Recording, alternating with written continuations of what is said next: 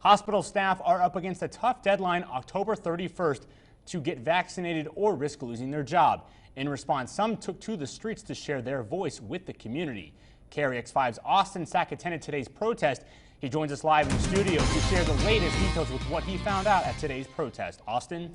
Thanks, Chance. Now, the deadline for healthcare workers to be vaccinated or risk losing their job is November 1st. As this deadline nears, community members continue protesting the mandate on the platform Freedom to Choose. In downtown Grand Junction, community members continue to protest the COVID-19 vaccine mandate while practicing their First Amendment freedoms. What are we here for? Stop the mandate! What do we want? Freedom to choose! Protesters included concerned residents and healthcare professionals, all fighting for their freedom to choose. I'm not going to get it. I'll lose my job in a couple more weeks here, and so will several other people that I work with. Community members of all ages gathered for a peaceful protest to promote the freedom to choose against the COVID-19 vaccine mandate.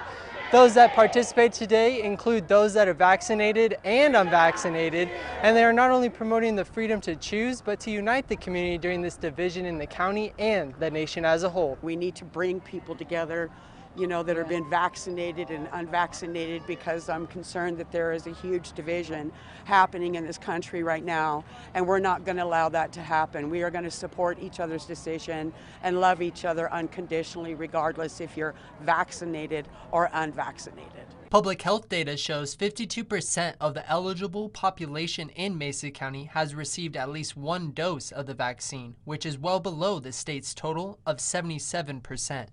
While the deadline for all healthcare professionals to get vaccinated by November 1st approaches, some protesters are concerned about what's to come, as local hospitals could face a shortness of staff if a large portion of healthcare workers choose not to get vaccinated. Our patients, the ones that we're caring for, are going to be left with a lot less people to take care of them.